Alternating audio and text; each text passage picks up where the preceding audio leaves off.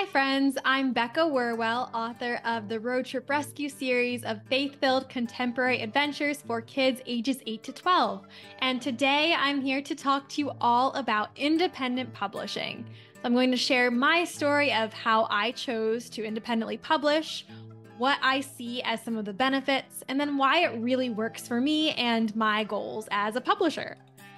So, this is one of the biggest questions I get asked as an author, typically by other authors, though sometimes readers are curious as well. And so, I found myself responding to emails from time to time about why I chose to indie publish, if I'm happy with my decision, what some of my thought process was behind it. And so, I figured I should make a video and kind of share a little bit of all of that. And so I'll start with my story because I didn't always want to independently publish. In fact, I started on the traditional publishing path. That had been the way that I had learned to publish when I was doing research into the industry. And it's just what I thought was the right way to do things. I really didn't know a lot of authors who independently published, at least not in my closer up author relationship. So it just wasn't something that I was familiar with or even interested in learning more about because it just felt like something so different and so above and beyond what I would want to do. I didn't want to have to deal with the publishing side of things. I just wanted to write. So I pursued that traditional publishing path for many years. I landed my first literary agent in 2020, and she tried to sell two of my books with no success. So, a literary agent is someone who pitches your book to editors to try to sell them to publishing houses. They pitch the books on your behalf. And in order to get into a bigger publisher, you typically need an agent. So, she was not able to sell either of those books and ended up retiring from agenting a year later. After that, I pitched one of my books to a couple of smaller publishing houses when I was at conferences, and I actually got two offers, but I never felt peace about accepting these offers. And because of my research, I started to think that, well, if I can't sign with a larger or mid-sized house, I would maybe rather independently publish because then I would just be my own small publisher and I could make sure the book was up to my standards and keep creative control, hire my own cover designer, all of that. Because I know sometimes the smaller houses have limited budgets. And of course, I have a limited budget too, but I know what I'd be willing to invest in one of my stories. Then in 2021, I signed with my second agent.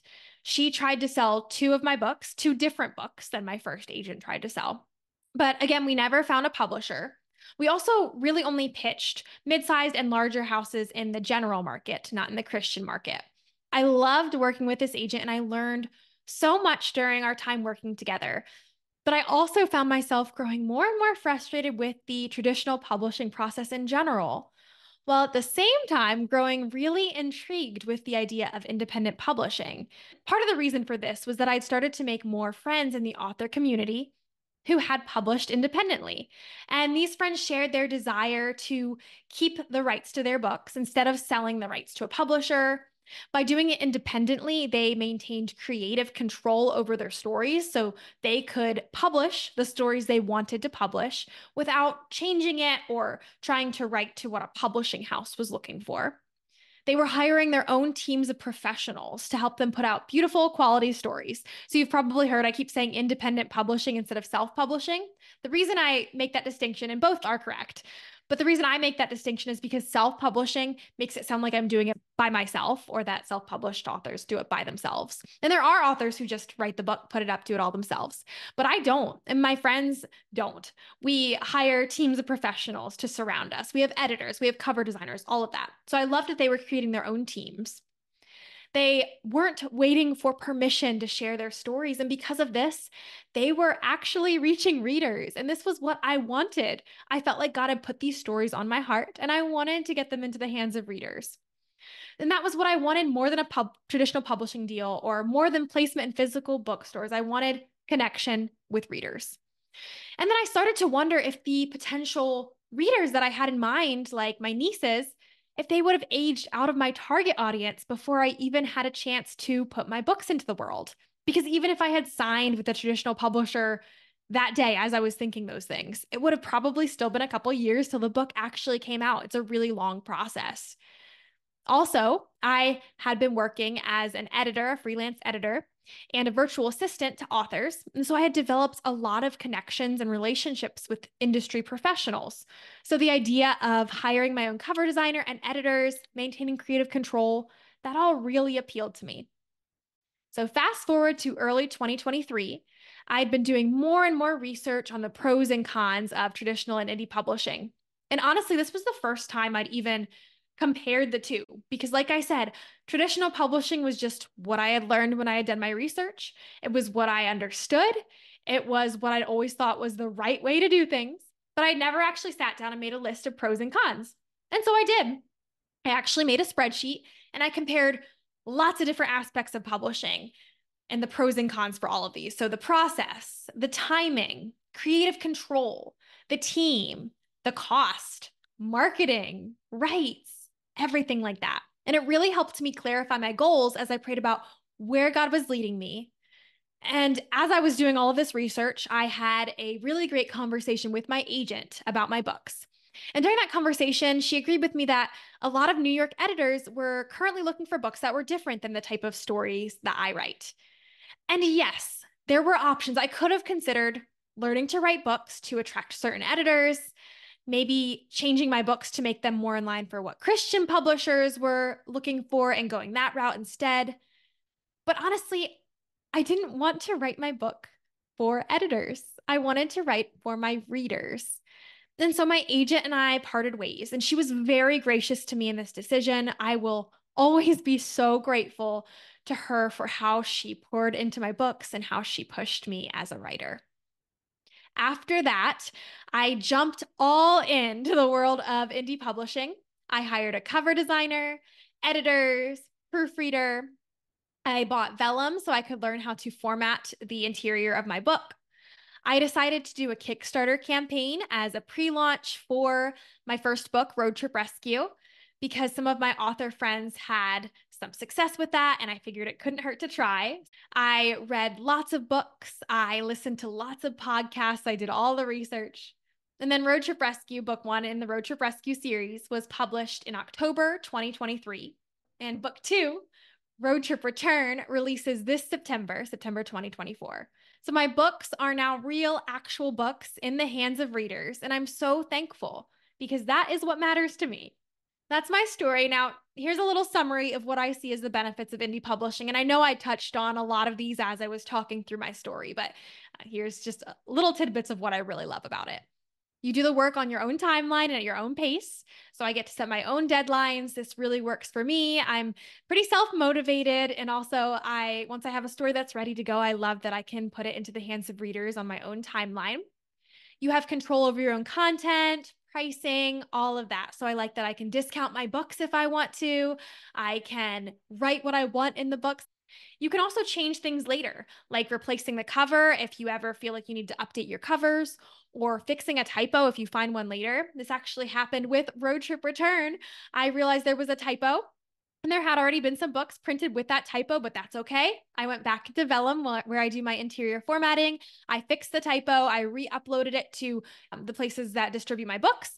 And so now from now on, when anyone buys a book and it's printed on demand, it will not have that typo. That's a really great option to have because the reality is whether your book is independently published or traditionally published, a lot of books still get typos that slip through so many pairs of eyes. I don't know how it happens, but it does. You also get to build your own team of editors, cover designers, etc., which I've talked about before. And this could be a pro or a con based on your personality and your familiarity with the industry. For me, it was a pro because I did have people in mind that I was really excited to work with, but that could be a challenge.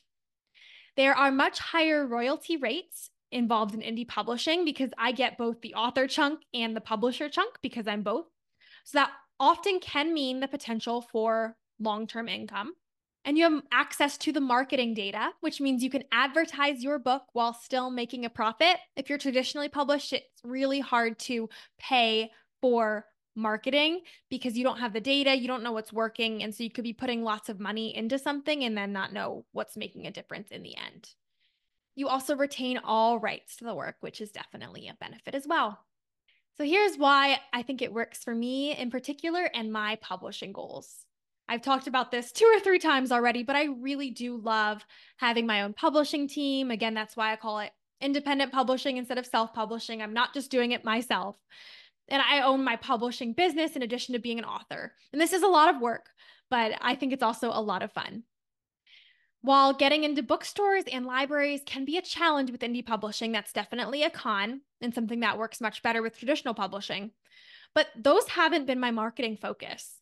Instead, I've really enjoyed doing school visits. I've enjoyed in-person events like my first homeschool convention that I attended this summer, and I'm already planning to attend a couple homeschool conventions next year. It's really fun to meet and talk with families who are actively searching for faith-filled fiction for their kids. And these are all things that I can do as an independently published author running my own publishing business. So to give you an idea of sales numbers, in case that's helpful, if you're kind of on the fence as an author about what kind of publishing career you want to pursue, including my 2 Kickstarter campaigns as of July 2024, when I'm recording this, I've sold about 148 ebooks, 148 audiobooks, 665 paperbacks, and 169 hardbacks. That includes both Road Trip Rescue and early Kickstarter sales of Road Trip Return. So they're not huge numbers, but they have been steady, and I'm really grateful for that. My goal is to write the stories I feel like God has placed on my heart and to share those stories with young readers. And indie publishing allows me to do that. I love that I no longer have to question whether or not a story I'm writing will ever get into the hands of readers because I get to make that decision. And if I've had it professionally edited and moved through the process, and if I feel like God is placing that story on my heart, I get to share it. If you're an author on the fence about this, trying to make your decision, diving into research, I want to share a few resources with you that I found really helpful. And you can find these in the description for this video. I will put links to them in there as well. So first, episode 30 on the Christian Publishing Show is called Pros and Cons of Indie Publishing. This is a really helpful episode just to give an overview of both the good things and the hard things. There's also a course from Author Media called Publishing A to Z that dives even deeper into both traditional and independent publishing.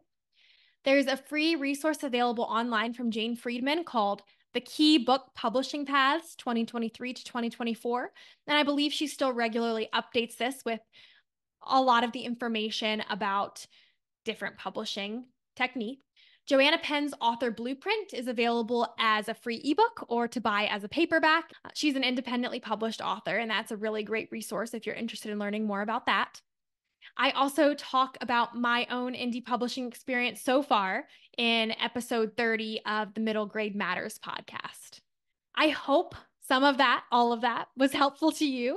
If you have questions, please feel free to reach out. I love talking about this. I never knew how much I would enjoy independent publishing, building my own team, and finally getting my stories into the hands of readers. So very exciting, very fun, and I wish you the best in your own publishing journeys, whatever shape they take.